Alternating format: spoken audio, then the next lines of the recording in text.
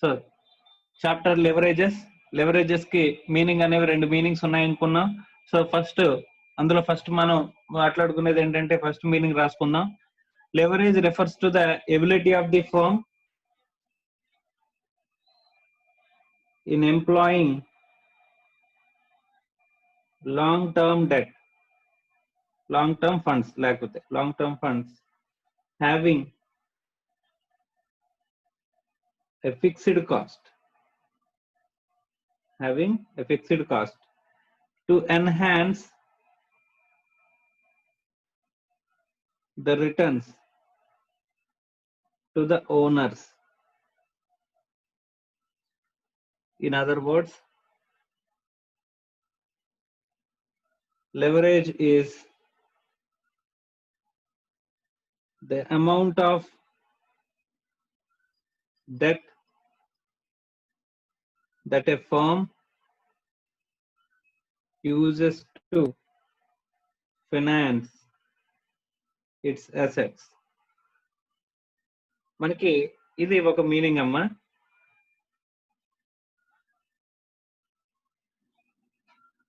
మనం cost of capital అనే chapter చూసాం. ఆ కాస్ట్ ఆఫ్ క్యాపిటల్ అనే చాప్టర్ లో ఒక ప్రాబ్లం లో సో అక్కడ మనం whether it has any leverage effect అని చెప్పేసి ఒక చోట చూసామమ్మా. అంటే అప్పటి వరకు ఈక్విటీ ఫండ్స్ తో ఫైనాన్స్ అయిన ప్రాజెక్ట్ డెట్ ఫండ్స్ యూజ్ చేయడం ద్వారా లెవరేజ్ ఇంపాక్ట్ ఏమైనా ఉందా అని చెప్పేసి అన్నారు. Leverage impact is nothing but ఇక్కడ ఏంటంటే లెవరేజ్ ఇంపాక్ట్ అంటే using of debt. So det అంటే ఇక్కడ చూడండి, the long term funds having fixed cost. Long term funds having fixed cost అంటే ఏంటి? డెట్ అన్నమాట. ఓకే, సో ఈ డెట్ ని యూజ్ చేయడం ద్వారా ఏం జరగాలి? ఈక్విటీ హోల్డర్స్ యొక్క ఎర్నింగ్స్ ఎంత పెరుగుతాయి అని చెప్పేసి చూసే ఆస్పెక్టే ఇక్కడ లెవరేజ్ అంటే advantage to the share holders using of the debt ని యూజ్ చేయడం వల్ల ఈక్విటీ షేర్ హోల్డర్స్ కి ఎంత అడ్వాంటేజ్ వస్తుంది అని స్టడీ చేయడాన్ని మనం లెవరేజ్ అని చెప్పేసి అంటామమ్మా. Okay,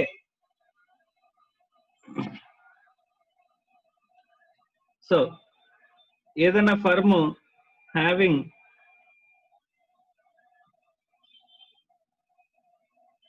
high debt in its capital structure, వాళ్ళ క్యాపిటల్ స్ట్రక్చర్ లో కనుక హై డెట్, ఎక్కువ డెట్ ఉంటే కనుక దాన్ని ఏమంటారంటే హైలీ లివర్డ్ ఫర్మ్ అంటారు. Firm with no debt will be called as unlevered అని పిలుస్తామంట. Firm with having high debt, ఎక్కువ డెట్ ఉంటే కనుక దాన్ని హైలీ లివర్డ్ ఫార్మ్ అని చెప్పేసి మనం పిలుస్తామంట. అంటే సింపుల్ గా డెట్ యూజ్ చేయడం వల్ల ఈక్విటీ హోల్డర్స్ యొక్క ఎర్నింగ్స్ ఎంత వరకు పెరుగుతాయో దాన్ని ఆ అడ్వాంటేజ్ అనేది, అంటే డెట్ వల్ల వచ్చే అడ్వాంటేజ్ ని ఎలా రిప్రజెంట్ చేస్తారంటే అండి లెవరేజ్ అనే రూపంలో రిప్రజెంట్ చేస్తారని చెప్పేసి మనం చెప్పుకుంటున్నాం అమ్మ. డెట్ హోల్డర్స్ ఇప్పుడు మన సపోజ్ డెట్ హోల్డర్స్ వల్ల ఈక్విటీ హోల్డర్స్ కి ఎలా ఎర్నింగ్స్ అనేవి వస్తాయని చెప్పేసానంటే ఆల్రెడీ ఒకసారి ఎగ్జాంపుల్ చెప్పానండి. మన రిటర్న్ ఆన్ ఇన్వెస్ట్మెంట్, మనం ₹1 ఇన్వెస్ట్ చేసినా సరే మన బిజినెస్ లో 20% అంటే 20% వస్తుందంట. అంటే ఇప్పుడు నేను ఒక ₹100 ఇన్వెస్ట్ చేశాను అనుకోండి, అందులో ఎంత వస్తుంది? ₹20 నాకు ఎర్నింగ్స్ కింద వస్తుందంట. అది సరే, ఈ ₹100 ఎక్కడి నుంచి రావచ్చు? ఏదర్ ఈక్విటీ నుంచి రావచ్చు, డెట్ నుంచి రావచ్చు, ప్రిఫరెన్స్ నుంచి రావచ్చు, ఎలాగైనా రావచ్చు అండి. కానీ ఇక్కడ డెట్ నుంచి కనుక యూజ్ చేసినట్లయితే వీళ్ళు ఏంటంటే సపోజ్ ఇక్కడ జస్ట్ 12% అనుకోండి, వీళ్ళు 12% దగ్గర కన్ఫైన్ అయిపోతారు. ట్యాక్సెస్ గురించి ఇగ్నోర్ చేస్తే వీళ్ళు 12% దగ్గర కన్ఫైన్ అయిపోతారు. కానీ వీళ్ళు ఇన్వెస్ట్ చేసిన డబ్బులు ఇక్కడ 10 లక్షలు వీళ్ళు ఇన్వెస్ట్ చేశారు. ఈ 10 లక్షలు ఇన్వెస్ట్ చేసినా సరే what we are going to get 20%. ఇక్కడ 10 లక్షల మీద ఎంత వస్తుంది? వాళ్ళు ఇన్వెస్ట్ చేసిన 10 లక్షల మీద మనం ఎర్నింగ్స్ ఎంత చేస్తాం? 20% ఎర్న్ చేస్తాం, అంటే 2 lakhs ఎర్న్ చేస్తాం. కానీ వాళ్ళు తీసుకునేది ఎంత? కేవలం 1,20,000 తీసుకుంటారు. అంటే రిమైనింగ్ 80,000 ఏంటండి? It is an advantage to the share holders, advantage to the equity share holders. ఇదంతా కూడా ఈక్విటీ షేర్ హోల్డర్స్ కి చెందుతుందండి. So that equity share holders కి చెందుతుంది కాబట్టి ఇప్పుడు డెట్ యూజ్ చేయడం ద్వారా ఎక్స్ట్రా వచ్చే అడ్వాంటేజ్ అంతా కూడా ఈక్విటీ షేర్ హోల్డర్స్ కి వస్తుంది.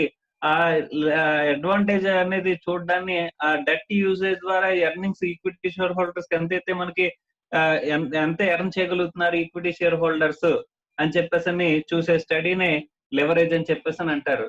అంటే లెవరేజ్ కి వన్ ఆఫ్ ది మీనింగ్ ఏంటి, usage of the debt. Debt ని యూజ్ చేయడం ద్వారా మనకు వచ్చే అడ్వాంటేజ్. ఏదైనా ఫర్మ్ లో మనకి ఎక్కువ డెట్ వాడుతున్నారు అంటే కనుక దాన్ని హైలీ లెవర్డ్ ఫార్మ్ అంటారు. అసలు డెట్టే వాడకపోతే కనుక దాన్ని అన్లెవర్డ్ ఫార్మ్ అని చెప్పేసి అంటారని చెప్పుకున్నాం అమ్మా. Okay right. సో ఇది వన్ ఆఫ్ ది ఆస్పెక్ట్ అన్నమాట. Okay right. Next second aspect. So leverage. Leverage కి సెకండ్ మీనింగ్ అమ్మ. అప్పుడు మనం మాట్లాడుకునేది లెవరేజ్ కి ఇంకొక మీనింగ్ ఉంది, దాని గురించి మనం మాట్లాడుకుంటున్నాం. ఓకే. సో ఇప్పుడు మనం చదువుకోబోయే చాప్టర్ ఏదైతే ఉంటుందో ఆ చాప్టర్ అంతా కూడా ఈ సెకండ్ మీనింగ్ మీద ఆధారపడి ఉంది. సో ఫస్ట్ మీనింగ్ గురించి మనం ఇక్కడ మాట్లాడట్లేదు. ఫస్ట్ మీనింగ్ గురించి కాస్ట్ ఆఫ్ క్యాపిటల్ అనే చాప్టర్ లో ఒక ప్రాబ్లం లో మనం లెవరేజ్ ఎఫెక్ట్ ఉందా లేదా అని చెప్పేసి ఒక చోట మనం మాట్లాడుకున్నాం అమ్మా. Okay right. సో కానీ ఇక్కడ ఏంటంటే లెవరేజ్ అనేది ఏంటి అంటే ఇంకొక meaning. What is the general meaning of the leverage? The term leverage in general refers to a relationship between two interrelated variables. Okay. In financial analysis, it represents the influence of one financial variable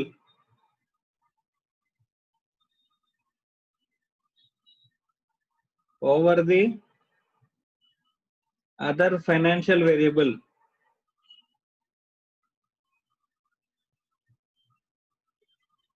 Okay. So ఇక్కడ general terms లో in general మనం మాట్లాడుకుంటే leverage meaning ఏంటంటే it is a relationship between two inter related variables.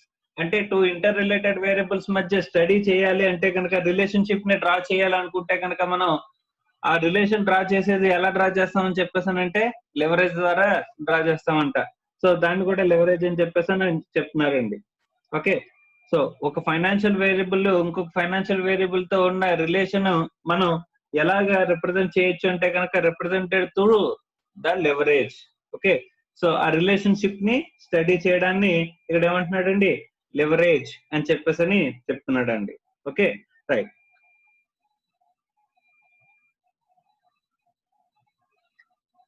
So ఒకసారి last time చెప్పాను కానీ ఇంకొకసారి చెప్తాను.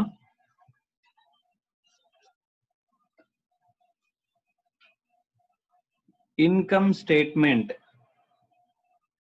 very important. Okay. So we are concern with the income statement అండి. ఇన్కమ్ స్టేట్మెంట్ అనేది చాలా ఇంపార్టెంట్. దాని గురించి ఒకసారి మాట్లాడుకుందాం. Okay right.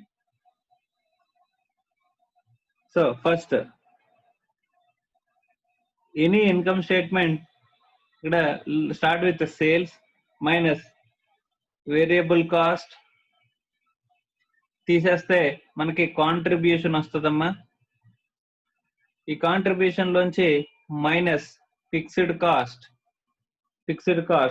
మైనస్ చేస్తే మనకు వచ్చేది earnings before interest and taxes. Earnings before interest and taxes. Earnings before interest and taxes EBIT వస్తుంది. ఈ ఈబిఐటి లోంచి minus interest, fixed charge capital యొక్క ఇంట్రెస్ట్. ఫిక్స్డ్ ఛార్జ్ క్యాపిటల్ అంటే the term loan or debentures ఇవన్నీ ఉంటే కనుక దాని మీద మనం పే చేసే ఇంట్రెస్ట్ తీసేస్తే కనుక ఈబిఐటి లోంచి ఇంట్రెస్ట్ తీసేస్తే కనుక ఇంట్రెస్ట్ పోతే కనుక మనకి ఇంకేముంటది ఎర్నింగ్స్ బిఫోర్ ట్యాక్స్ ఈబిటి.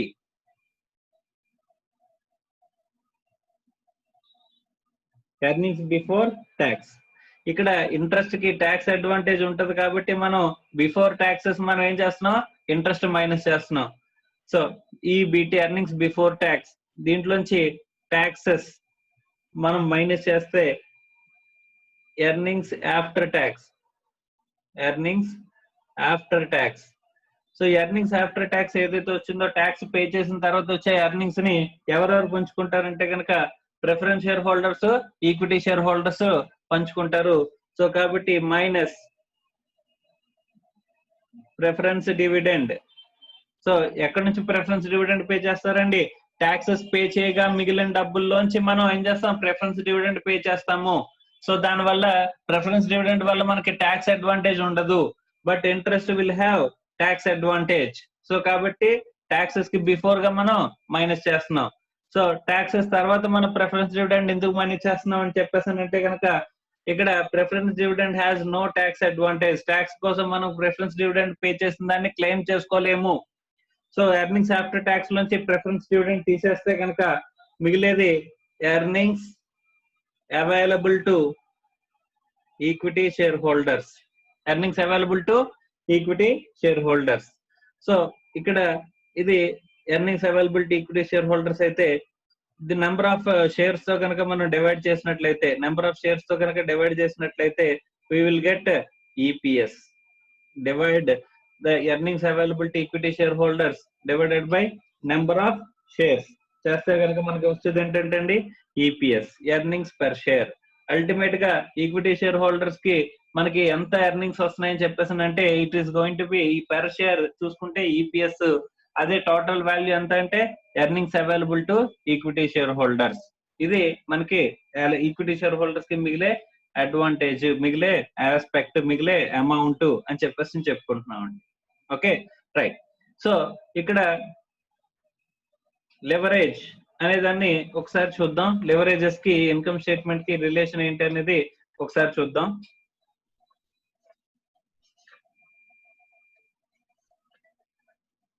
సో ఇక్కడ మనం చదువుకోబోయే ఆస్పెక్ట్స్ ఏంటంటే కనుక understand the concept of business risk and financial risk, discuss and interpret the types of leverages, and discuss the relationship between operating break-even analysis and margin of safety, positive and negative leverage, discuss the financial leverage trading on equity, discuss the financial leverage double-edged sword. So ఈ వీటి గురించి మనం మాట్లాడుకుంటా ఉంటా. So first అందులో analysis, first మనం analysis చూద్దాం. Business and financial risk గురించి మాట్లాడుకుందాం. దానికంటే ముందు ఒకసారి ఇంట్రడక్షన్ చూద్దాం. మనం ఆల్రెడీ లెవరేజెస్ కి రెండు మీనింగ్స్ అనేవి నేను చెప్పాను. ఆ రెండు మీనింగ్స్ మీరు గుర్తుపెట్టుకోవాలి. అందులో ఈ చాప్టర్ లో మనం దేని గురించి డిస్కస్ చేసుకుంటున్నాం అంటే only relationship between the two inter related variables గురించి మాత్రమే మనం మాట్లాడుకుంటున్నాము. ఓకే, సో ఫస్ట్ ఇంట్రడక్షన్ చూద్దాం. Objective of financial management is to maximise the wealth. మన ఆబ్జెక్టివ్ వెల్త్ మాక్సిమైజేషన్ అని చెప్పేసి చెప్పుకున్నామండి. Here wealth means market value. Already తెలుసు మీకు, value is directly related to the performance of the company and inversely related to expectation of the investors. In turn expectation of the investor is dependent on the risk of the company. Therefore, maximize the value of the company should try to manage its risk. The risk may be business risk and financial risk or both. This chapter will discuss factors influencing the business and financial risk అని చెప్పేసి అని అంటున్నాడమ్మా. Okay right. So first మనకి ఏమనుకున్నామంటే risk return, risk return వీటి గురించి మనం మాట్లాడుకున్నాం. Higher the risk higher the return, lower the risk lower the return. ఇది general concept. Generally higher the risk higher the return, lower the risk lower the return. ఇది మనకి general concept. కానీ ఇక్కడ మనం ఫైనాన్షియల్ ఆప్షన్స్ మనం select చేసుకునేటప్పుడు మనం risk ని స్టడీ చేస్తూ ఎక్కడైతే high maximise the return, maximise the return, return ని మాక్సిమైజ్ చేస్తూ రిస్క్ ని మినిమైజ్ చేస్తూ, రిస్క్ ని ఎప్పుడు కూడా ఎలా చూడాలండి, మినిమం రిస్క్. రిస్క్ ఏమో మినిమం గా ఉండాలి, బట్ రిటర్న్ ఏమో మాక్సిమం రిటర్న్ వచ్చేలాగా మనం ఏం చేయాలి, ప్లాన్ చేసుకోవాలి. అలాంటి స్టడీ చేయడాన్ని, అంటే ఇక్కడ రిస్క్స్ ఏముంటాయి చూస్తే ఆ రిస్క్స్ ఎక్కడ మినిమం గా మనం తీసుకోవాలి, so that we will get a maximum return అనేది మనం స్టడీ చేయాలి. అలాంటి స్టడీ చేయడానికి అసలు రిస్క్స్ ఎన్ని రకాలు, వాటి ఆస్పెక్ట్స్ ఏంటి అనేది మనం స్టడీ చేయబోతున్నాం. ఇక్కడ మనకి చెప్పేది ఏంటంటే కనుక risks are of 2 types. Risks అనేవి ఎన్ని రకాలంట, 2 టైప్స్ అంట. Study of risk. Okay, first the business risk, రెండు ఫైనాన్షియల్ రిస్క్. ఓకే సార్, ఇక్కడ రిస్క్ మనం ఎన్ని రకాలుగా ఉంటే చూస్తే ఆ రిస్క్ ని మనం ఎక్కడ మినిమైజ్ చేసుకోవచ్చు, మినిమం గా రిస్క్ తీసుకుని, so that with at what option the risk is minimum and then we will get a maximum return అనేది మనం స్టడీ చేసుకుని ఆ తర్వాత మనం డెసిషన్ తీసుకోవడానికి ఉపయోగపడుతుందంట. ఓకే రైట్, ఒకసారి మనం చూద్దాం మీనింగ్ ఆఫ్ ది లెవరేజ్ అంటున్నాడు ఏంటి చూద్దాం. The term leverage represents the influence or power. The financial analysis leverage represents the influence of the one financial variable or the some other related financial variable. అంటే ఒక financial variable ఇంకొక financial variable మీద ఎలా impact చూపిస్తుంది అనే study చేస్తా ఉంటే దాన్ని మనం ఇక్కడ ఏమనుకున్నాం అంటే relationship between two inter related variables మధ్య మనం స్టడీ చేయడాన్ని ఇక్కడ ఏమనుకున్నాం, రిలేషన్షిప్ ని స్టడీ చేయడాన్ని మనం ఏమనుకున్నాం, లెవరేజ్ అని చెప్పేసి మనం మాట్లాడుకున్నాం అమ్మా. Okay right. So influence over the other finance and other related financial variable. These financial variables may be cost, output, sales, revenue, earnings before interest and taxes, earnings per share, etc. అంటే ఈ variables అనేవి ఏమేమి ఉండొచ్చు, variables అంటే cost గురించి అవ్వచ్చు, output గురించి అవ్వచ్చు, అంటే వీటి మధ్య రిలేషన్ మనం స్టడీ చేయడాన్ని, సేల్స్ గురించి అవ్వచ్చు, రెవెన్యూ గురించి అవ్వచ్చు, ఈబిఐటి అవ్వచ్చు, ఎర్నింగ్స్ ఆఫ్టర్ ట్యాక్స్ అవ్వచ్చు, ఈపీఎస్ అవ్వచ్చు. వీటి మధ్య ఏదో ఒక ఆస్పెక్ట్ మధ్య మనం గనక రిలేషన్స్ ని మనం చెక్ చేస్తున్నాం అని చెప్పేసానంటే ఒక ఫైనాన్షియల్ వేరియబుల్ ఇంకో ఫైనాన్షియల్ వేరియబుల్ మీద ఎలా ఇంపాక్ట్ చూపిస్తుందని చెప్పేసి కనుక మనం చూసినట్లయితే అలా చూడడాన్ని ఏమంటారండి, లెవరేజ్ అని చెప్పేసి ఇక్కడ మనకి మాట్లాడుతున్నాడు అండి. Okay right. Generally, if you want to calculate the impact of change in variable of x on change in variable of y, it termed as a leverage of y with x. Okay, so it is calculated as follows. Okay, change in y divided by change in x అని చెప్పేసి అంటున్నాడమ్మా. Okay, so y change in, ఇప్పుడు మనం leverage చూడాలంటే, relationship చూడాలంటే y x మీద ఎంతవరకు impact చూపిస్తుందని చెప్పేసి చూడాలంటే ఏం చూడాలంట, y change in y divided by change in x అని చెప్పేసి మనం రిలేషన్ అనేది అరైవ్ అవ్వాలంట. Okay right. సో అలాంటి రిలేషన్స్ ఏమున్నాయి సార్ మనకి అని చెప్పేసి అంటే, ఇలాంటి relations there are 3 types of relations ఇప్పుడు మనం చూడబోతున్నాయి. ఓకే, అంటే రెండు ఫైనాన్షియల్ వేరియబుల్స్ మధ్య మనం రిలేషన్ కనుక చూస్తున్నట్లయితే ఆ రిలేషన్ ని మనం ఏమంటామంటండి, it is simply called as ఇక్కడ లెవరేజ్. ఓకే, సో అలాంటి లెవరేజెస్ ఇప్పుడు మనం ఎన్ని చూస్తున్నాం అంటే 3 టైప్స్ ఆఫ్ లెవరేజెస్ ఉన్నాయంట. ఇక్కడ టైప్స్ ఆఫ్ లెవరేజెస్ ఎన్ని రకాలంట, 3 టైప్స్ ఉన్నాయంట ఇక్కడ. ఏంటవి? First operating leverage. ఓకే, రెండు ఫైనాన్షియల్ లెవరేజ్.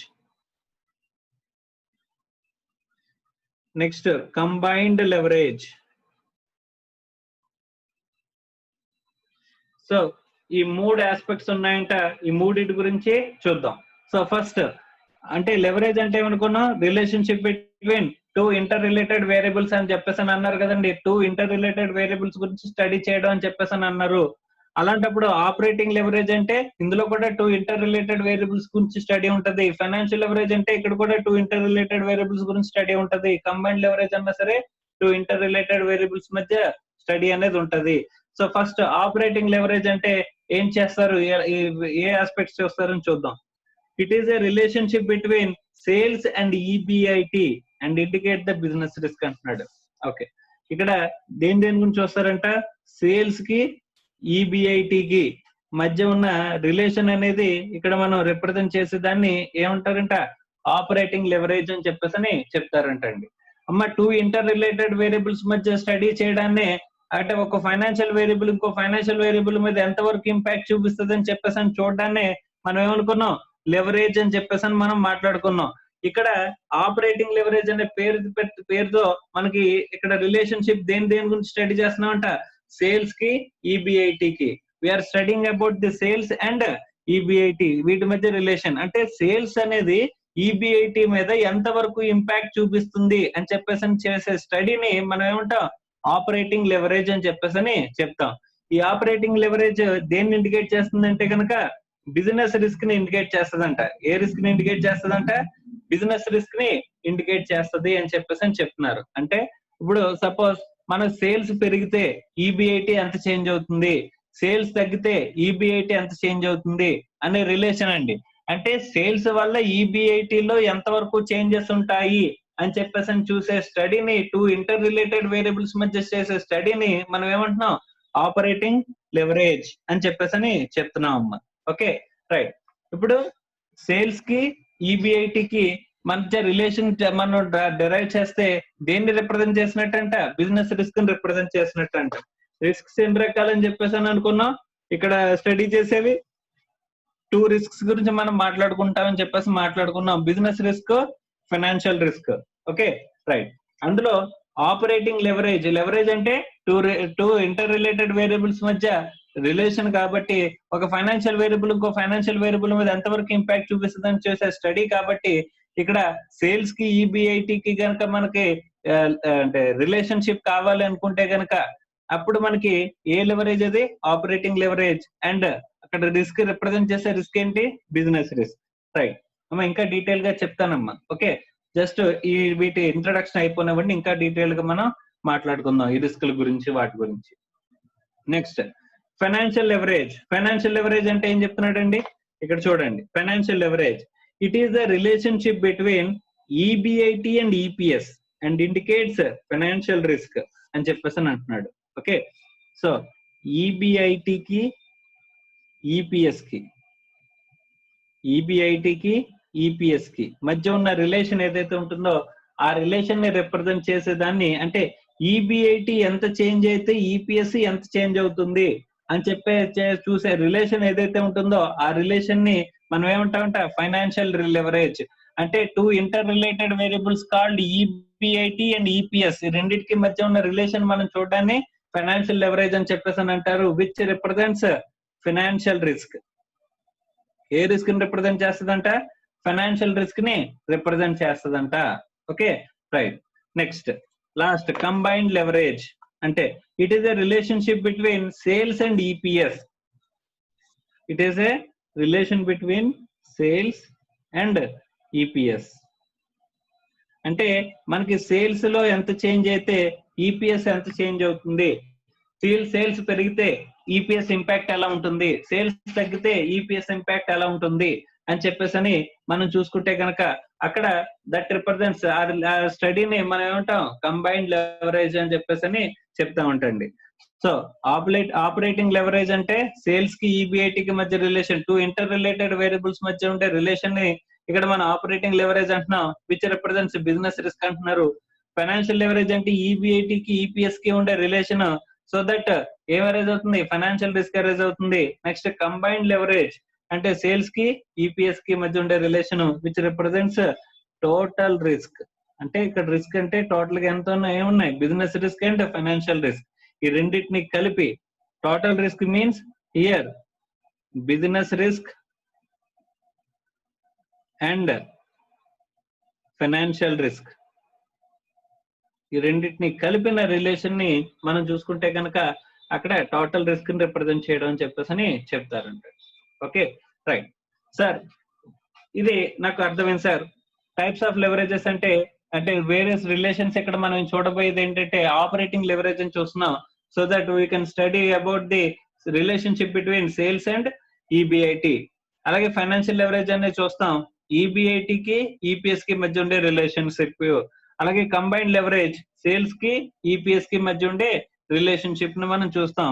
ఇక్కడేమో బిజినెస్ రిస్క్ రిప్రజెంట్ చేయడం, ఇక్కడేమో ఫైనాన్షియల్ రిస్క్, ఇక్కడేమో టోటల్ రిస్క్ రిప్రజెంట్ చేయడం గురించి మనం మాట్లాడుకుంటున్నాము.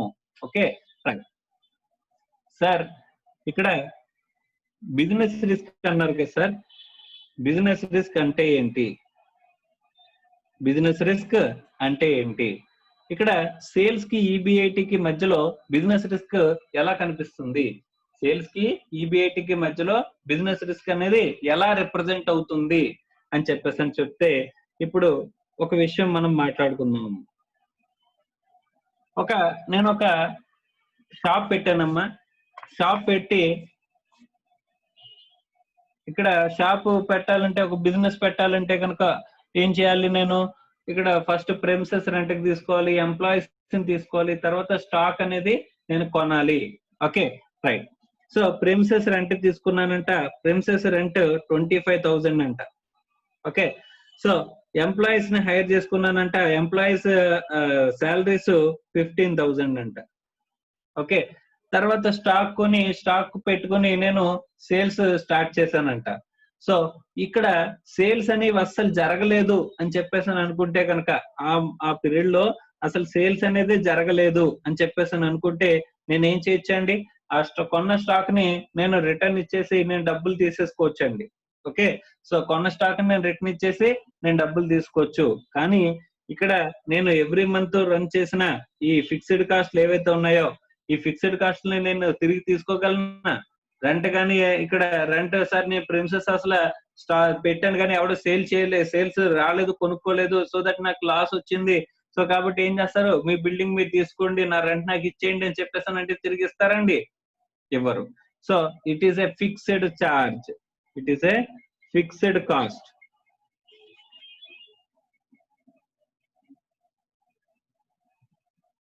It is A fixed charge, fixed cost అంటారు.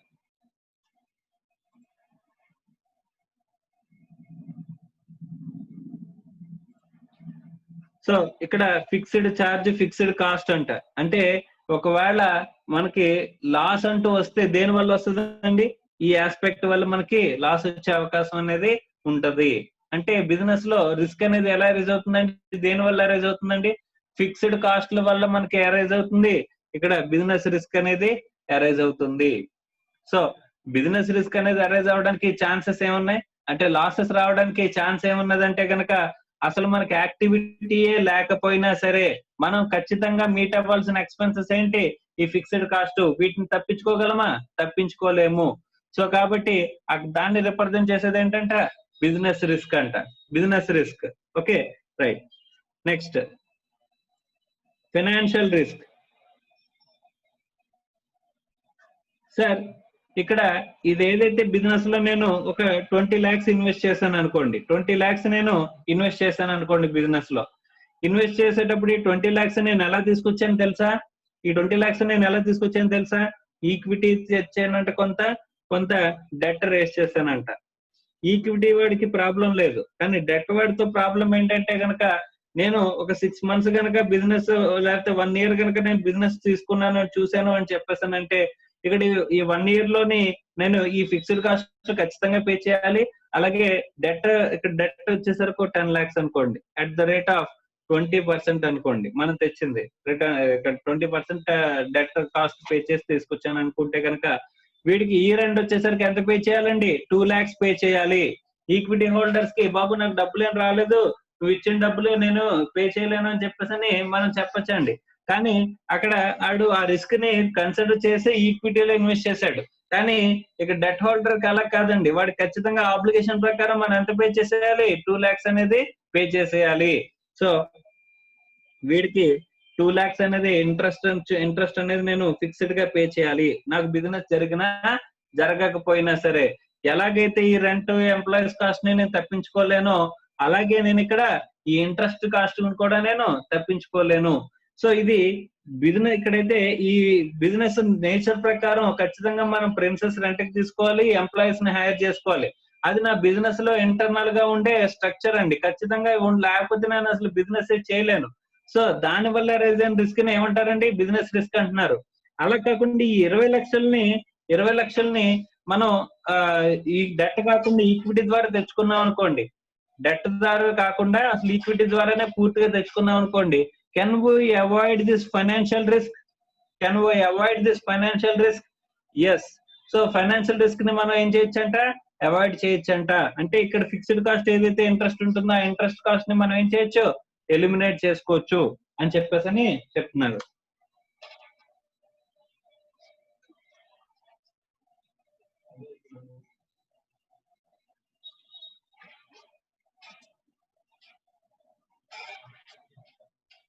సో ఇక్కడ ఏంటంటే ఇంట్రెస్ట్ కాస్ట్ ఏదైతే ఉంటుందో ఇంట్రెస్ట్ కాస్ట్ మనకి విచ్ రిప్రజెంట్స్ ఫైనాన్షియల్ రిస్క్. అసలు ఫైనాన్స్ ద్వారా అంటే మనం క్యాపిటల్ ని ఏ విధంగా ఫైనాన్స్ చేసామనే దాన్ని బేస్ చేసుకుని అరైజ్ అవుతుంది. అసలు ఇక్కడ డెట్టే రేస్ చేయలేదు అనుకోండి, అంటే ఫిక్స్డ్ కాస్ట్ ఆబ్లిగేషన్ రేస్ చేయలేదు అనుకోండి, there arises no financial risk. అక్కడ ఫైనాన్షియల్ రిస్క్ అనేది ఉండదు, ఫైనాన్షియల్ రిస్క్ అనేది అరైజ్ అయ్యే ఛాన్స్ లేదు.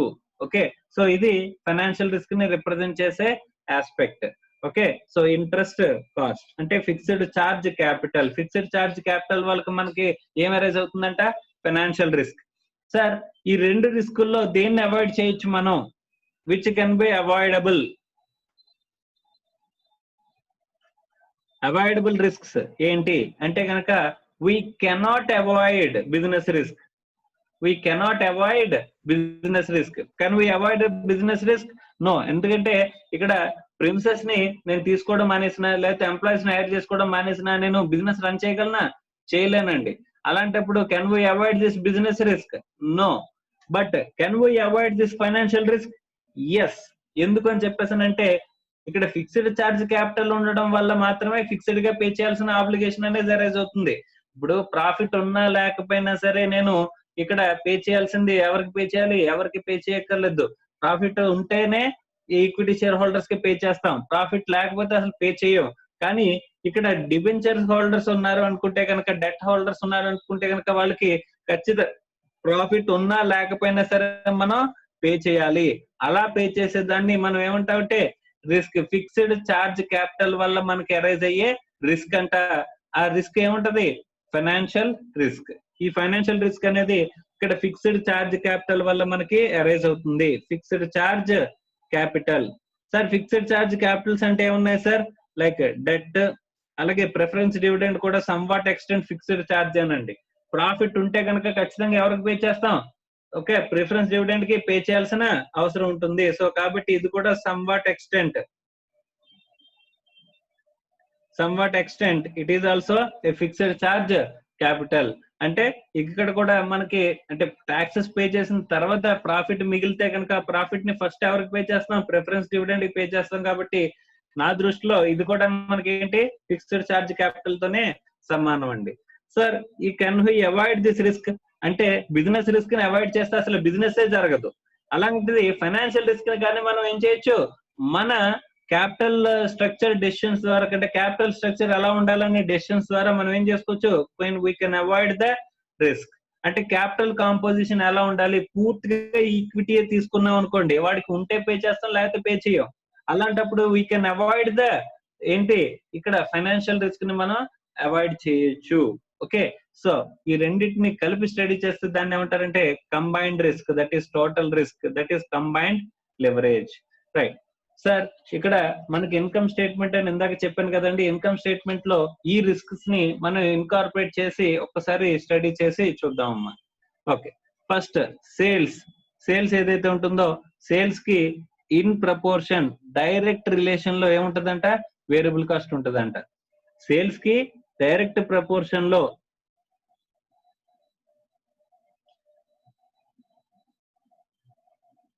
వేరియబుల్ కాస్ట్ అంటే ఏంటి సార్? ఇప్పుడు ఒక ప్రొడక్ట్ నేను అమ్మాను అంటే కనుక ఆ ప్రొడక్ట్ నాకు అయిన కాస్ట్ ఏదైతే ఉంటుందో నాకు దాన్ని ఏమంటారండి? వేరియబుల్ కాస్ట్ అని చెప్పేసి చెప్తారండి. సో ఆ వేరియబుల్ కాస్ట్ అనేది ఏంటది? ఇది సేల్స్ కి ఇన్ ప్రపోర్షన్ టు ఉంటది, డైరెక్ట్ ప్రపోర్షన్ లో ఉంటది. ఓకే, సేల్స్ ఎంతైతే ఈ వేరియబుల్ కాస్ట్ కూడా అంతే అవుతుంది. సో దట్ ఇక్కడ ఏమవుతుందంటే sales minus variable cost sales రెండు డైరెక్ట్ ప్రపోర్షన్. ఎక్కువ సేల్స్ ఎక్కువైతే వేరియబుల్ కాస్ట్ ఎక్కువ అవుతుంది. సో సేల్స్ తగ్గితే వేరియబుల్ కాస్ట్ కూడా తగ్గుతుంది. Okay, right. ఇక్కడ వేరియబుల్ కాస్ట్ అంటే చేంజ్ అవుతూ ఉంటుంది. In direct proportion to sales. దీనివల్ల మనకి రిస్క్ ఏం అరైజ్ అవుతుంది, ఎందుకంటే మనం సేల్స్ పెంచుకోవాలనుకుంటే వేరియబుల్ కాస్ట్ పెరుగుతుంది, సేల్స్ తగ్గించుకుంటే వేరియబుల్ కాస్ట్ తగ్గుతుంది. సో దట్ దీనివల్ల మనకి ఏ రిస్క్ అరైజ్ అవ్వదు. There is no risk with respect to variable cost. Okay right. So sales నుంచి వేరియబుల్ కాస్ట్ తీసేస్తే కాంట్రిబ్యూషన్. ఈ కాంట్రిబ్యూషన్ లోంచి ఫిక్స్డ్ కాస్ట్, దీని వల్లే మనకి అరైజ్ అయ్యే బిగ్గెస్ట్ రిస్క్. ఇందాక మనం మాట్లాడుకున్నాం, ఇదేంటిది బిజినెస్ రిస్క్ ని రిప్రజెంట్ చేస్తుందండి, business risk. Okay, so business risk ని రిప్రజెంట్ చేసేది ఏంటి, ఫిక్స్డ్ కాస్ట్ అండి. ఫిక్స్డ్ కాస్ట్ అంటే ఇక్కడ మనకి సేల్స్ ఉన్నా లేకపోయినా, సేల్స్ ఎక్కువ ఉన్నా తక్కువ ఉన్నా, సో ఇక్కడ డైరెక్ట్ ప్రపోర్షన్ లో ఫిక్స్డ్ కాస్ట్ కూడా సేల్స్ ప్రపోర్షన్ లో పెరుగుతుందా? నిజంగా అలా పెరిగితే గనక, అలా తగ్గితే గనక అక్కడ మనకి ఏముండదండి, అసలు అది ఫిక్స్డ్ కాస్ట్ లోకి తీసుకోం మనం. ఇప్పుడు సపోజ్ నేను ఏం చేశానంటే కనుక, నా ఓనర్ ని పిలిచి నేను చెప్పాను, బాబు నాకు సేల్స్ ఎక్కువైతే నీకు రెంట్ ఎక్కువ ఇస్తా, సేల్స్ తగ్గిపోతే నేను నీకు రెంట్ ఇవ్వను, లేకపోతే రెంట్ తక్కువ ఇస్తా, అసలు సేల్సే జరగకపోతే నీకు అసలు రెంటే ఇవ్వను అని చెప్పేసాను కనుక, నేను ఒక డీల్ మాట్లాడుకున్నాను అనుకోండి, అలాంటప్పుడు అదేమవుతుంది, ఫిక్స్డ్ కాస్ట్ లోకి రాదండి, అది జస్ట్ వేరియబుల్ కాస్ట్ కింద ఆస్పెక్ట్ కింద వస్తుంది. అక్కడ నీకు రిస్క్ ఏం అరైజ్ అవ్వాలా, అసలు నీకు సేల్సే జరగకపోతే కనుక నువ్వు రెంట్ పే చేయాలా? లేదు. సేల్స్ జరిగినా జరగకపోయినా నువ్వు రెంట్ పే చేయాల్సిన ఆబ్లిగేషన్ కనుక ఉంటే కనుక, అప్పుడు మనకి ఏమంటారంటే అది ఫైనాన్షియల్ బిజినెస్ రిస్క్. అదేమవుతుందంట, బిజినెస్ రిస్క్ అమ్మ, బిజినెస్ రిస్క్ అనేది అరైజ్ అవుతుంది అని చెప్పేసి ఇక్కడ మనకి చెప్తున్నారు. ఫిక్స్డ్ కాస్ట్ వల్ల అరైజ్ అయ్యే రిస్క్ ని బిజినెస్ రిస్క్ అని చెప్పేసి అంటున్నారు. Okay right. ఈ ఫిక్స్డ్ కాస్ట్ తీసేసిన తర్వాత మనకి మిగిలేది ఏంటి, EBIT, earnings before interest and taxes. అంటే ఇక్కడ నుంచి సేల్స్ దగ్గర నుంచి ఈ ఈబిఐటి వరకు మనం చూసే ఆస్పెక్ట్ ని, రిప్రజెంట్ చేసే ఆస్పెక్ట్ ని ఏమంటామంటే operating leverage. So operating leverage. Okay, so ఇక్కడ నుంచి సేల్స్ నుంచి ఈబిఐటి వరకు ఉండే స్టడీని మనం ఆల్రెడీ చూసాం. సేల్స్ కి ఈబిఐటికి మధ్య రిలేషన్షిప్ ని మనం చదివితే కనుక దాన్ని ఏమంటాం, బిజినెస్ రిస్క్ అని చెప్పేసి అని మాట్లాడతారు అనుకున్నాం. సో సేల్స్ కి ఈబిఐటికి మధ్య relation. Okay, so operating leverage.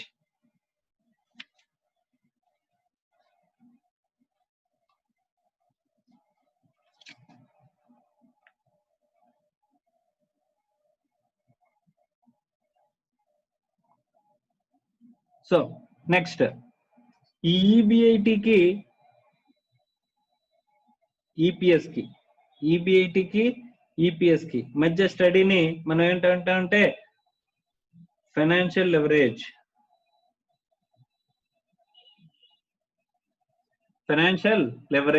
అని చెప్పేసి మనం మాట్లాడుతున్నాం.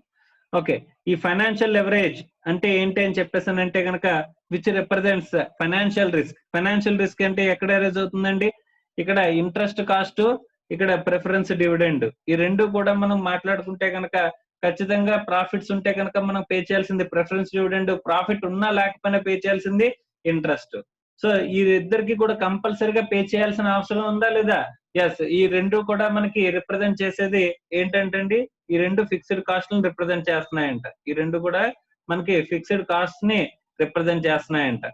So can we avoid the risk అని చెప్పేసి అనుకుంటే కనుక, టోటల్ గా మనం మొత్తం కూడా ఫైనాన్సింగ్ అంతా కూడా ఏం చేసామంట, ఈ ఫైనాన్స్ అంతా కూడా దీని నుంచి చేసాం అనుకోండి, అంటే ఈక్విటీ నుంచి టోటల్ ఫైనాన్స్ చేసాం అనుకుంటే కనుక, అక్కడ మనకి ఏమవుతుంది, ఇక్కడ ఇంట్రెస్ట్ కాస్ట్ మనకి పోతుంది, ప్రిఫరెన్స్ డివిడెండ్ మనకి ఉండదు. సో ప్రిఫరెన్స్ డివిడెండ్ లేదు, ఇంట్రెస్ట్ అనేది లేదు. సో టోటల్ గా ఈక్విటీ కనుక మనం రీప్లేస్ చేసినట్లయితే క్యాపిటల్ మొత్తాన్ని, అలాంటప్పుడు ఇంట్రెస్ట్ కాస్ట్, ప్రిఫరెన్స్ డివిడెండ్ రెండు ఉండవు కాబట్టి అక్కడ నాకు ఫిక్స్డ్ ఛార్జ్ క్యాపిటల్ అనేది ఇక్కడ లేదు. అలాంటప్పుడు we have avoided what, financial risks ని మనం అవాయిడ్ చేయొచ్చు అని చెప్పేసి చెప్తున్నారండి. ఓకే రైట్ సార్, టోటల్ గా అందరూ కూడా ఫైనాన్షియల్ రిస్క్ ని అవాయిడ్ చేసేయచ్చు కదా, మొత్తం ఈక్విటీతోనే రేస్ చేయొచ్చు కదా అని చెప్పేసి అనుకుంటే కనుక, అక్కడ డెట్ వల్ల వచ్చే అడ్వాంటేజ్ అనేది మనం ఏమవ్వచ్చు, మిస్ అయ్యే అవకాశం ఉంది. సో డెట్ వల్ల వచ్చే అడ్వాంటేజ్ ఏముంటుంది సార్, ఇక్కడ మనం మాట్లాడుకుంటే కనుక, ఇక్కడ రిటర్న్ ఆన్ ఇన్వెస్ట్మెంట్ 20% రావచ్చు, కానీ డెట్ వాళ్ళు ఏంటి, వాళ్ళ ఆబ్లిగేషన్ ఫిక్స్డ్ అండి 12%. సో 12% కి ఫిక్స్డ్ గా ఉంటారు. సో కాబట్టి డిఫరెన్స్ గ్యాప్ ఎంతైతే ఉంటుందో అదంతా కూడా ఎవరికి, ఈక్విటీ షేర్ హోల్డర్స్ కి అడ్వాంటేజ్ అవుతుంది అంటే డెట్ వల్ల వచ్చే అడ్వాంటేజ్ ని అసలు డెట్ ని పూర్తిగా అవాయిడ్ చేస్తే కనుక ఫైనాన్షియల్ రిస్క్ ని పూర్తిగా ఎలిమినేట్ చేసినట్టు. కానీ డెట్ వల్ల వచ్చే అడ్వాంటేజ్ ని మనం ఏం చేస్తున్నట్టు అండి, వీఆర్ నాట్ కన్సిడరింగ్. డెట్ వల్ల వచ్చే అడ్వాంటేజ్ ని మనం కన్సిడర్ చేయలేకపోవచ్చు. ఓకే, డెట్ వల్ల వచ్చే అడ్వాంటేజ్ ని మనం కన్సిడర్ చేయలేకపోవచ్చు అని చెప్పేసి మనం చెప్పుకుంటామండి. అంటే లెవరేజ్ ఎఫెక్ట్ మనం మిస్ చేసే అవకాశం అనేది ఉంటుంది. Okay, right. So this is with respect to financial leverage. ఇప్పుడు అంటే సేల్స్ కి ఈబిఐటి కి ఆపరేటింగ్ లెవరేజ్ అనుకుంటే, ఈబిఐటి కి ఈపీఎస్ కి ఫైనాన్షియల్ లెవరేజ్ అనుకుంటే, సేల్స్ కి ఈపీఎస్ కి మధ్య రిలేషన్ ఏంటంటే combined leverage. Okay, right. So దీన్ని కంబైన్డ్ లెవరేజ్ అని చెప్పేసి మనం మాట్లాడుకుంటున్నాం. Okay, right. సో ఒకసారి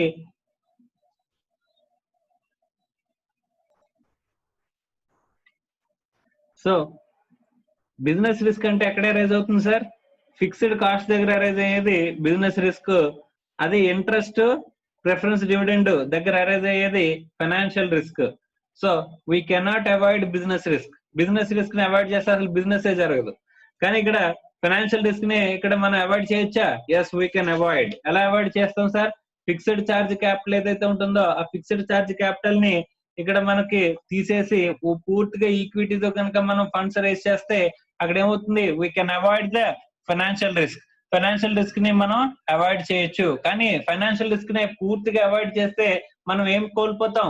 we may lose the advantage of the debt. Like advantage అనేది మనం కోల్పోయే అవకాశం అనేది ఉంటుంది. డెట్ వల్ల అడ్వాంటేజ్ ఉంటుందా లేదా ప్రిఫరెన్స్ డివిడెండ్ వల్ల అడ్వాంటేజ్ ఉంటుందా అంటే yes, equity share holders gain అనేది పెరిగే అవకాశం ఉంటది. ఆ పెరిగే అవకాశం మనం కోల్పోయే అవకాశం అనేది ఉందంటండి. ఓకే, సో ఆ అడ్వాంటేజ్ ని మిస్ అవ్వకుండా మనం ఏంటి, రిస్క్ ని మినిమం గా తీసుకుని, రిస్క్ ని ఏం చేయాలంటే ఇప్పుడు మనం చేయబోయేది ఏంటంటే, ఇక్కడ స్టడీ ఎలా చేయాలంటే అల్టిమేట్ ఆబ్జెక్టివ్ ఏంటంటే రిస్క్ ని తక్కువగా తీసుకుని, అంటే రిస్క్ ని తగ్గించుకుని రిటర్న్ అనేది ఎక్కడైతే ఎక్కువ ఉంటుందో ఆ ఆప్షన్స్ ని మనం వెరిఫై చేసుకుని మనం సెలెక్ట్ చేసుకోవడమే ఇక్కడ మెయిన్ మన ఆబ్జెక్టివ్ అంటండి. ఓకే, సో రిస్క్ అనేది మినిమం గానీ రిటర్న్ అనేది మాక్సిమం గానీ మనం తీసుకుంటూ ఇక్కడ మన అల్టిమేట్ ఆబ్జెక్టివ్ అనే వెల్త్ మాక్సిమైజేషన్ అనేది అచీవ్ అవడమే ఇక్కడ మన పూర్తి ఆబ్జెక్టివ్ అని చెప్పేసి, పూర్తి ఆస్పెక్ట్ అని చెప్పేసి మనం మాట్లాడుకుంటున్నాం. Okay, right. We cannot avoid. నిజంగా చెప్పాలంటే పూర్తిగా ఫైనాన్షియల్ రిస్క్ ని అవాయిడ్ చేయలేం. అవాయిడ్ చేస్తే we may lose an advantage lose అయ్యే అవకాశం ఉంటది. ఓకే, అలాగే బిజినెస్ రిస్క్ ని వీ కెనాట్ అవాయిడ్. మనం అసలు అవాయిడే చేయలేం అంట. సో వీటి రిలేషన్ అనేది మనం మాట్లాడుకుందాము. So let us start with the operating leverage and financial leverage and combined leverage aspect గురించి మనం మాట్లాడుకుందాం. Okay, right. So first operating leverage గురించి చెప్తున్నాడు చూడండి అమ్మా. Operating leverage means tendency of the operating income EBIT to change disproportionately with the change in sales volume. Okay, next అంటే change in EBIT to the change in sales anta.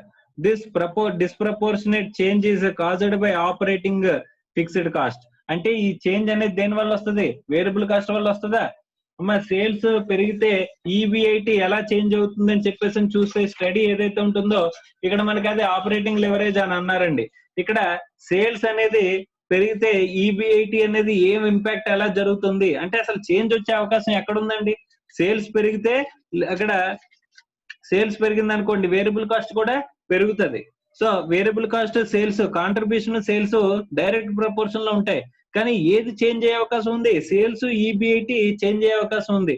Sales తగ్గితే EBIT ఒకలా మారుతుంది, sales పెరిగితే EBIT ఇంకొకలా మారుతుంది. కానీ contribution same proportion లో ఉంటది. ఎందుకంటే వేరియబుల్ కాస్ట్ చేంజ్ అనేది ఇక్కడ సేల్స్ కి డైరెక్ట్ ప్రపోర్షన్ లో ఉంటది కాబట్టి ఇక్కడ కాంట్రిబ్యూషన్ కూడా సేమ్ ప్రపోర్షన్ లో చేంజ్ అవుతుంది.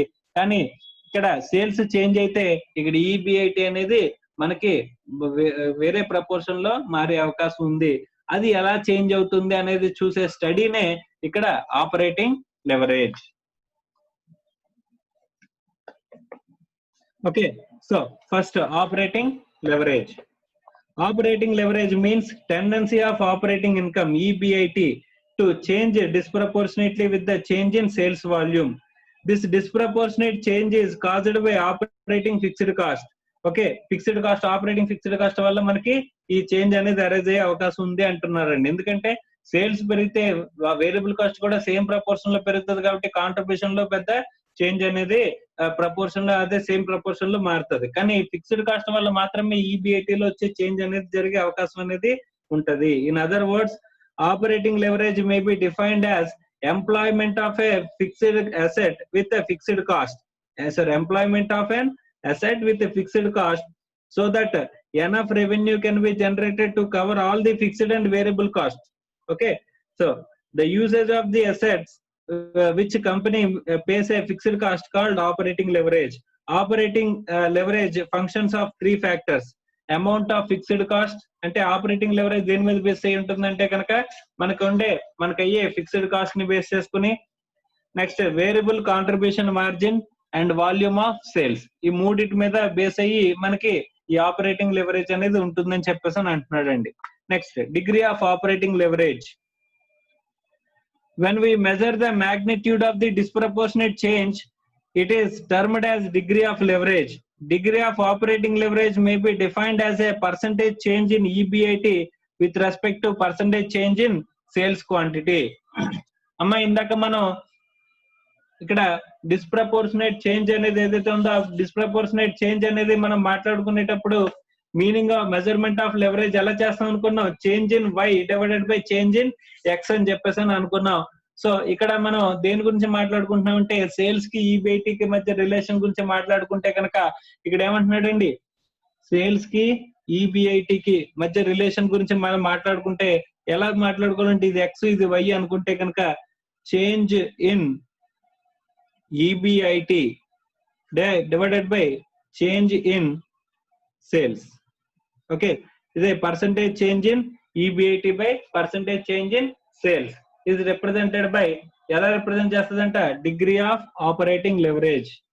Degree of operating leverage operating leverage ని రిప్రజెంట్ చేస్తుంది అని చెప్పేసి అని చెప్తున్నాడమ్మా. అంటే చేంజ్ మనం కంపారిజన్ ఎలా చేస్తామంటే ఈబిఐటి సేల్స్ ఎంత చేంజ్ అయితే ఈబిఐటి ఎంత చేంజ్ అవుతుంది అని చెప్పేసి చూసే స్టడీని ఆపరేటింగ్ లెవరేజ్. ఆపరేటింగ్ లెవరేజ్ ని ఎలా రిప్రజెంట్ చేస్తారంటే అండి, percentage change in EBIT divided by percentage change in sales. Percentage change in sales కింద మనం మాట్లాడుకోవచ్చు అంట. ఇది పర్సంటేజ్ బేసిస్ లో మనం ఫార్ములా క్యాలిక్యులేట్ చేస్తే, నార్మల్ గా అమౌంట్ టర్మ్స్ లో కనుక మనం మాట్లాడుకోవాలంటే డిగ్రీ ఆఫ్ ఆపరేటింగ్ లెవరేజ్ అంటే కనుక మనం ఏం చేయొచ్చు అంట, contribution divided by EBIT.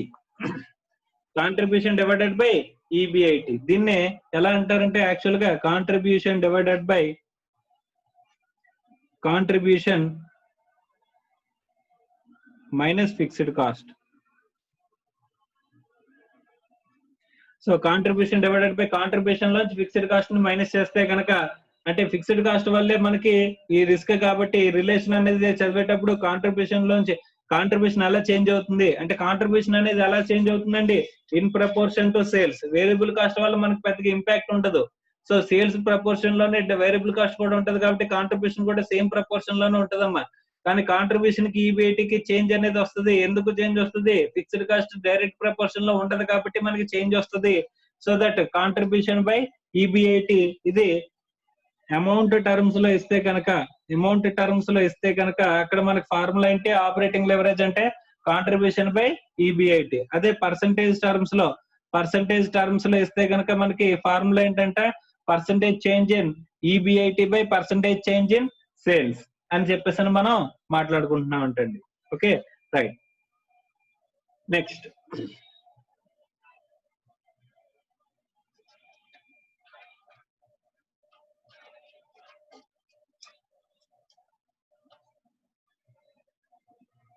Financial leverage.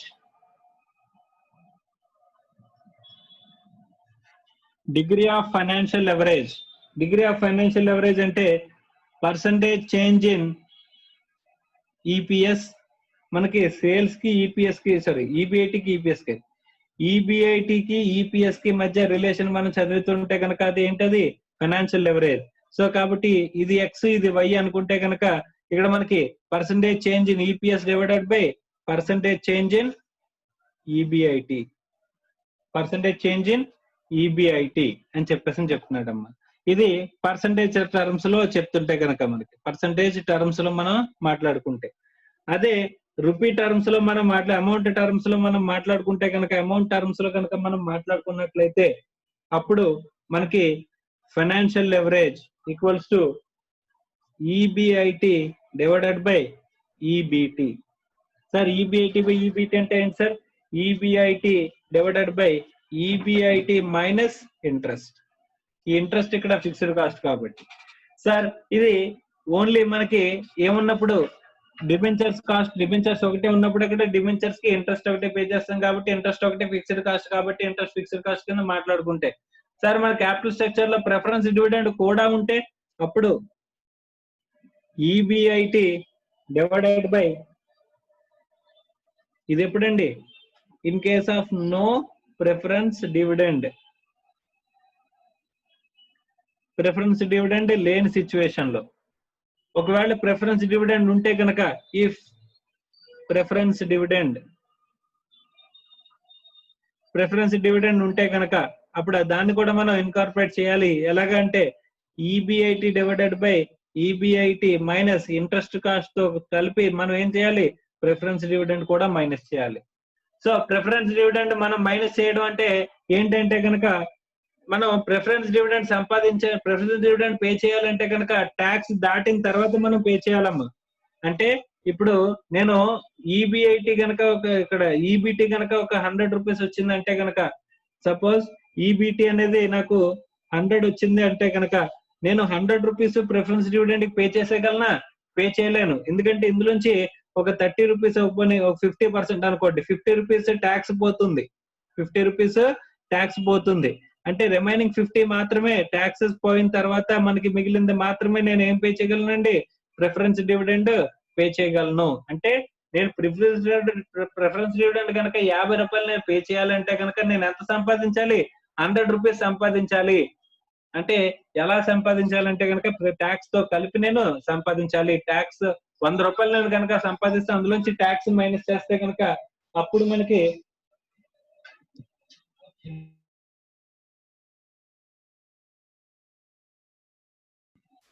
Just 1 minute అమ్మా.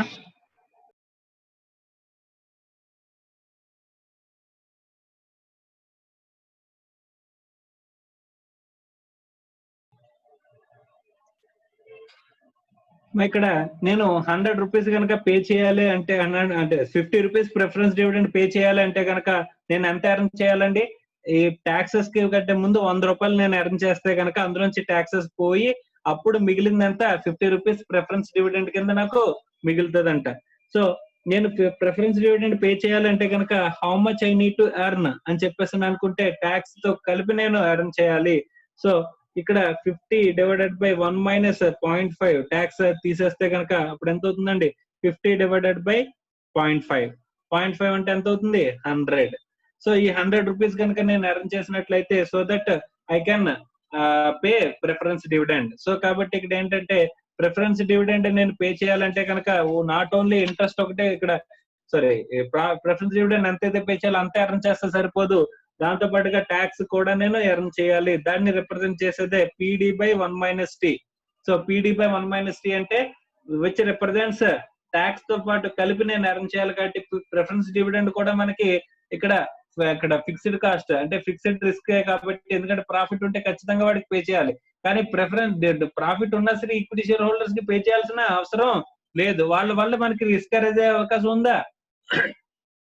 రిస్క్ అరైజ్ అయ్యే అవకాశం లేదు. ఫైనాన్షియల్ రిస్క్ అనేది అరైజ్ అయ్యే అవకాశం లేదు. So PD by 1 minus T అని చెప్పేసి మనం తీసుకుంటామండి. In case of preference dividend ఉన్నప్పుడు, ఇదేమో ప్రిఫరెన్స్ డివిడెండ్ లేనప్పుడు. EBIT by EBIT minus interest ఏమో no preference dividend, EBIT by EBIT minus interest minus PD by 1 minus T అని వేసుకుంటే ఇప్పుడు ప్రిఫరెన్స్ డివిడెండ్ కూడా ఉన్నప్పుడు ఫైనాన్షియల్ లెవరేజ్ కి ఫార్ములా అంట. ఫైనాన్షియల్ లెవరేజ్ కి ఫార్ములా అర్థమవుతుందండి? Right.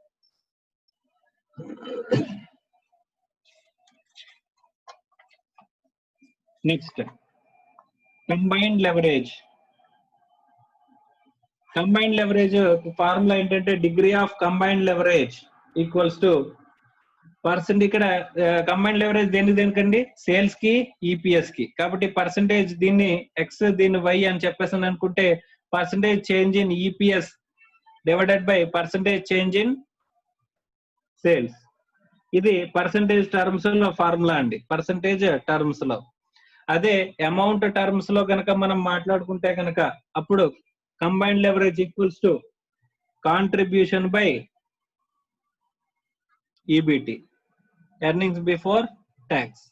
So contribution divided by EBT అనేది అమౌంట్ టర్మ్స్ లో మాట్లాడుకుంటే కంబైన్డ్ లెవరేజ్ కి ఫార్ములా అంటండి. ఈ మూడు ఫార్ములాస్ మీకు చాలా గట్టిగా రావాలి. Okay right. సో ఈ మూడు ఫార్ములాస్ నేర్చుకున్న తర్వాత మనకి ఏం చేద్దాం, ప్రాబ్లమ్స్ అనేవి స్టార్ట్ చేసుకోవచ్చు. దానికంటే ముందు ఒక పాయింట్ అనేది మనం మాట్లాడుకోవాలంటండి, trading on equity. Trading on equity or favorable financial leverage.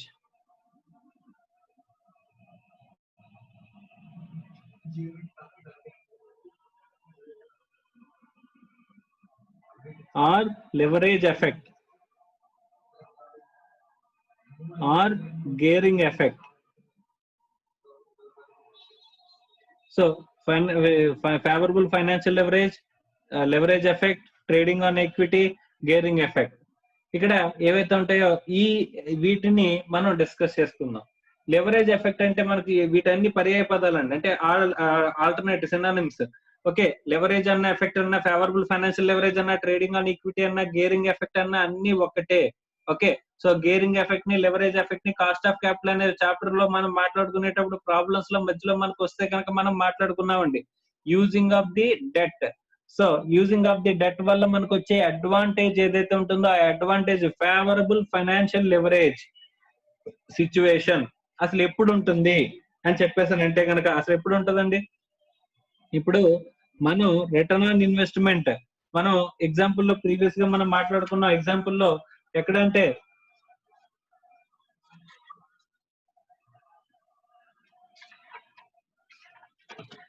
ఇక్కడ మనం మాట్లాడుకునేటప్పుడు మనం 20% ఎర్న్ చేస్తున్నాము, ఇక్కడ వీడికేమో జస్ట్ 12% ఇస్తున్నాము డెట్ హోల్డర్ కి అని చెప్పేసి అంటే ఇక్కడ ఏమవుతుంది, ఇక్కడ అడ్వాంటేజ్ మిగులుతుందా మిగలట్లేదా? అంటే వాడు ఇన్వెస్ట్ చేసిన క్యాపిటల్ మీద మనకి 2 lakhs ఎర్న్ చేస్తుంటే వాడికి పే చేసేది 1,20,000 కాబట్టి అడిషనల్ గా మనకి మిగిలేదు ఎంత, అడ్వాంటేజ్ 80,000 మిగులుతుంది. సో ఇలాంటి ఆస్పెక్ట్ ని మనం ఏమంటాం, ఫేవరబుల్ ఫైనాన్షియల్ లెవరేజ్ సిచ్యువేషన్ అని చెప్పేసి చెప్తాం.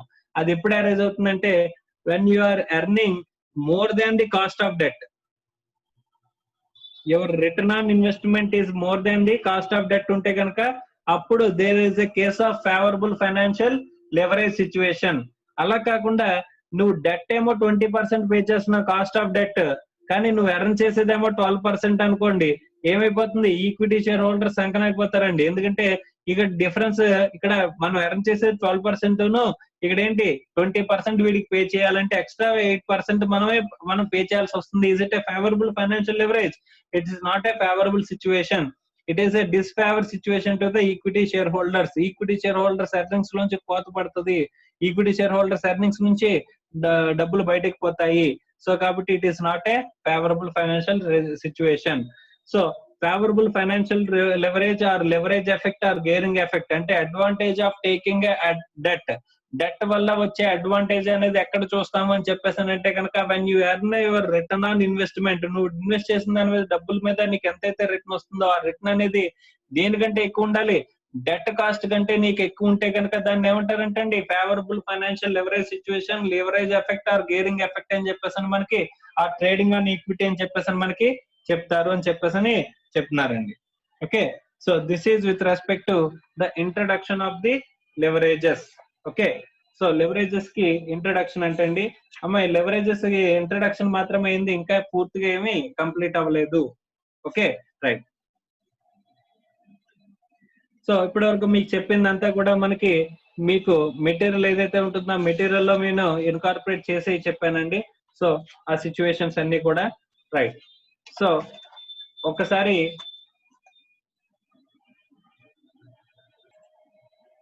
సో నెక్స్ట్ క్లాస్ లో మనం ప్రాబ్లమ్స్ అనేవి చూసి చూద్దాం అమ్మా. ఓకే.